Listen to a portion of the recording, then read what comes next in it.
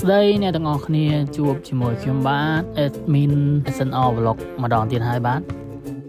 សម្រាប់វីដេអូ Vlog នេះផងដែរខ្ញុំនឹងនាំបងប្អូនឲ្យទៅមើលអំពីសកម្មភាពនៅថ្ងៃឈប់សម្រាករបស់ខ្ញុំនាំបងប្អូនចេញទៅនេសាទត្រីដើម្បីយកត្រីមកអាំងហូបផ្ទាល់ស្រស់ៗនៅកន្លែងនោះតែម្ដងមុននឹងចូលដល់សកម្មភាពអូសមងយកត្រីផងដែរខ្ញុំបាទសូមកម្លាំងចិត្តពីបងប្អូនទាំងអស់គ្នាដោយការគ្រាន់តែចូលទៅ Subscribe Channel YouTube SNR Vlog របស់ខ្ញុំបាទម្នាក់មួយដើម្បីឲ្យខ្ញុំបាទមានទឹកចិត្តនៅក្នុងការផលិតវីដេអូថ្មីបន្តទៀតដើម្បីទុកឲ្យបងប្អូនពុកម៉ែទស្សនាកម្សាន្តទាំងអស់គ្នាដើម្បីកុំឲ្យខាតពេលយូរយើងចូលមកខ្លឹមសារវីដេអូរបស់យើងទាំងអស់គ្នាវិញនេះគឺជាសកម្មភាពលាមងបន្ទាប់ពីជិះទូកមកគឺយើងជួបនឹងវងត្រីនោះបងប្អូនឃើញទេត្រីលោតនៅក្បាលទូករបស់ពួកយើងនោះ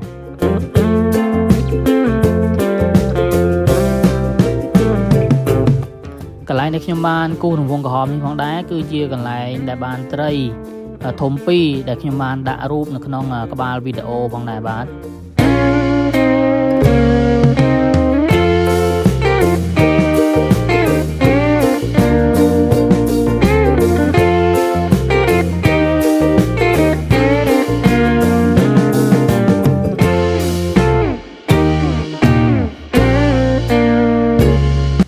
សម្រាប់ម៉ោងទី1នេះផងដែរគឺយើងមិនបានលាម៉ោងអស់ទេដោយសារតែពេលនោះយើងបានជួបវងត្រីអញ្ចឹងហើយយើងប្រញាប់ពតអូសម៉ោងឡើងគោកដោយសារតែយើងជួបត្រីមុននោះខ្លាចវារួចអស់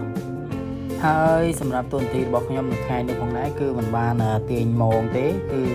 បានត្រឹមតែធ្វើជាកាមេរ៉ាមែននៅក្នុងការរងចាំថតវីដេអូដើម្បីទុកចែកជូនឲ្យបងប្អូនទាំងអស់គ្នាទស្សនាបន្ទាប់ពីនោះខ្ញុំក៏បានដើរនៅក្នុងទឹកដើម្បីមើលត្រីហើយក៏បានជួបត្រីពីរដែលយើងពាត់មុននោះគឺជាប់ម៉ោងផងដែរខ្ញុំក៏បញ្ញាប់ហៅអ្នកខាងលើដើម្បីឲ្យមកដោះត្រីយកត្រីផងដែរគឺខ្លាចតែតែអូសម៉ោងឡើងទៅដល់លើគឺត្រីរួចព្រោះអីត្រីធំគឺវាអត់បានជាប់ម៉ោងពេញលេញទេ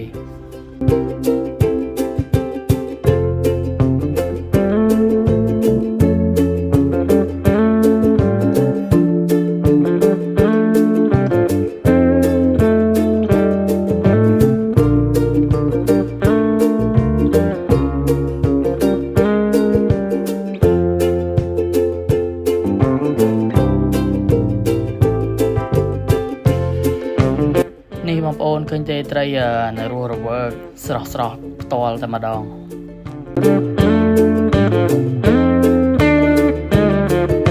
បន្ទាប់ពីនោះយើងក៏បន្ត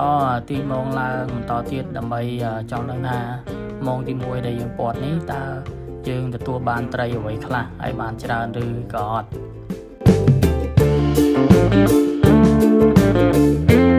ហើយនោះបងប្អូនឃើញទេគឺសុទ្ធតែត្រីហែលពេញទឹក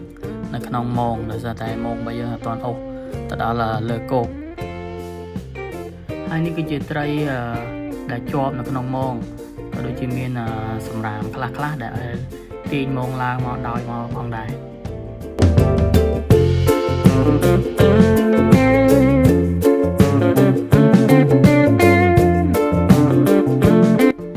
នេះគឺជាត្រី2ក្បាលដែលយើងកោឆាយដំបូងគេនៅក្នុងម៉ោងទី1សម្រាប់ត្រីផ្សេងទៀតរងចាំទស្សនាទាំងអស់គ្នា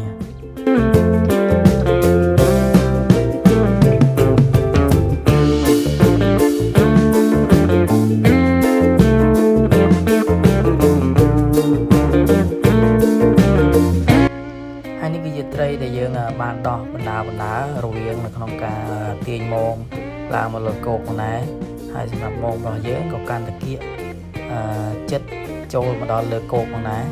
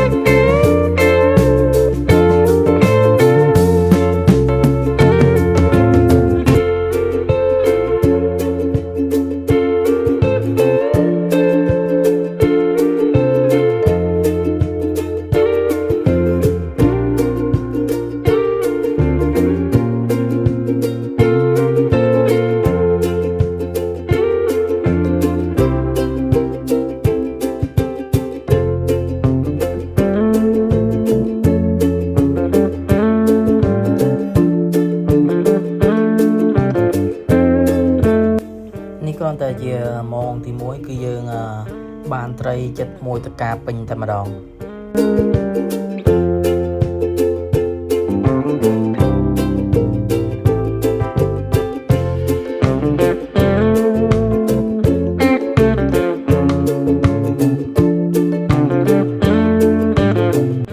ពីដោះត្រីរួចមកពួកយើងក៏បាន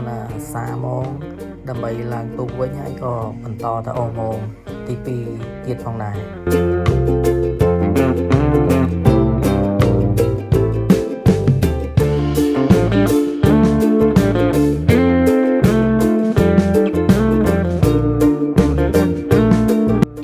បាទជាចុងក្រោយវីដេអូ vlog របស់យើងក៏បានមកដល់ទីបញ្ចប់ផងដែរដូច្នេះហើយសូមអរគុណដល់ពុកម៉ែបងប្អូនដែលបានទស្សនាតាំងតែវីដេអូរហូតមកដល់ទីបញ្ចប់ផងដែរសូមកុំភ្លេចជួយ Subscribe Channel YouTube SNR Vlog របស់ខ្ញុំបាទម្នាក់មួយក៏ដូចជា Follow Page SNR Vlog ម្នាក់មួយផងដែរបាទដើម្បីឲ្យខ្ញុំបាទមានទឹកចិត្តនៅក្នុងការធ្វើវីដេអូថ្មីៗបន្តទៀតផងដែរបាទសូមអរគុណ